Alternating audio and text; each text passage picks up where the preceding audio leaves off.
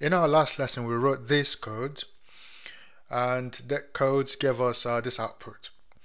In this lesson, we'll be looking at writing the HTML for our left and right content areas. Okay, and on the left side, we can see we have these sections here that have a header and paragraph. So let's have a look at our documentation and see what element we can use. And convenient enough, there's a sections element, and the sections element is used to represent generic sections of documents. Okay, and it typically has H1 to H6 within it. So that would exactly serve our purpose here. So we have H1s and paragraphs, H1s and paragraphs. So that's perfect for this. So we'll start by grouping the left and right together as one big article. So if we go into Sublime, just under our navigation, we could create our article element. And within that, we need to create our left and right columns. So I will call this div ID, call this left column like that. And then we could call this right column as well. Okay, so we have our left and right side of things. Okay, so we'll start with the left side. So if we go into our template, on the left side we have our sections. Okay, so we've identified that we can use section elements here. So let's create our section element like this. Okay, and within our section element we have our H1 and tap lorem and then tab. Okay, so let's just reduce this content a little bit like this. Yep, that would do. Okay, and below our H1 element we have this P paragraph section. So let's create our paragraph here and type lorem and tab. So we have some contents. Let's reduce this content a little bit so it fits in just fine.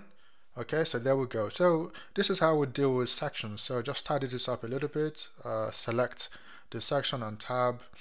So we have our first section. So there are three sections.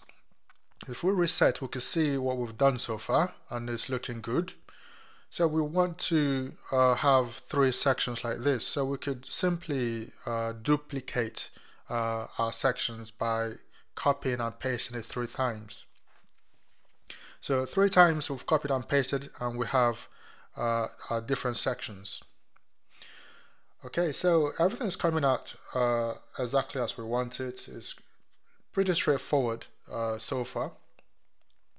If we reset our page, that's what we have. Just HTML. It doesn't look anything like our documents, but it will at some point very soon. So now we have the right column.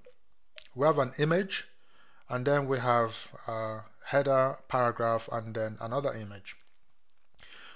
For this article, for the right column side of things, we are not going to include an image yet. We'll leave that for the styling section, but we can have a placeholder for the image. So let's go into our right column and let's add our image element. So img and tab. We'll leave this blank for now, and we'll come to that in the next lesson. So below our image we have a header and a paragraph.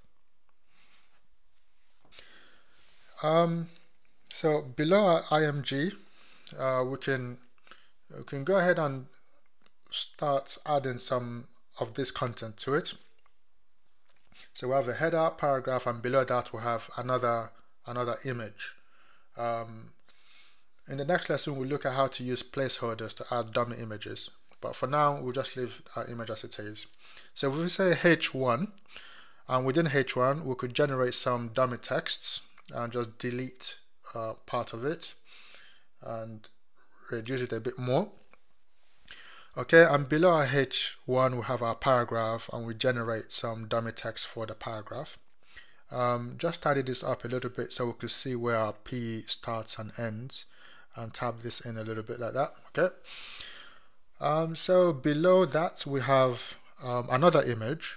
which we could put a placeholder for.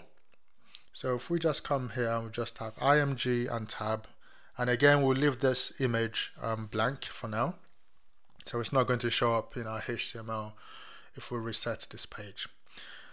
So this is exactly what we want for now. So if we come back in here, we now have our footer to look to add to our HTML.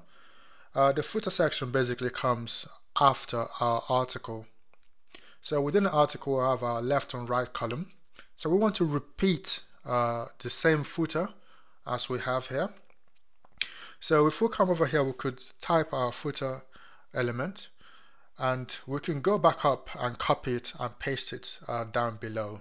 So this is the reason why we had a class instead of ID, so we could duplicate this content in the same page.